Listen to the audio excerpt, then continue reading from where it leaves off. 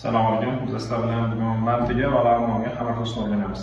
Hop, biz 1 kilo un, mantiga 300-350 gram, faslga qarab 400 gram suv solinadi va tuxumni oq solinadi.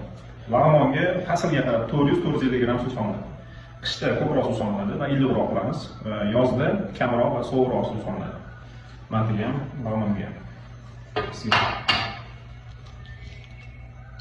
Tuxumni oqini ajratib olib o'rtasiga solamiz. Va suvni yarmi qo'shamiz. Bismillah. Shu suvni ozgina qo'shib turib, yaxshilab bir-biriga ishqalash kerak. Xamirimizni mana shu qum sifat darajaga olib olgandan keyin yaxshilab ishqalab, yana suv qo'shamiz. Yana ishlayveramiz. Xamirimiz toshga bo'lgandan keyin suvni hammasini qo'shib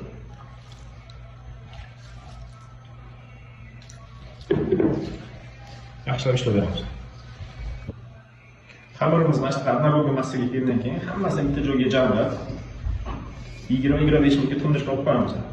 Va undan keyin har 2 minutda konvert qilish kerak bo'ladi. Mana uni kesib, zuvala qilib ochish kerak bo'ladi.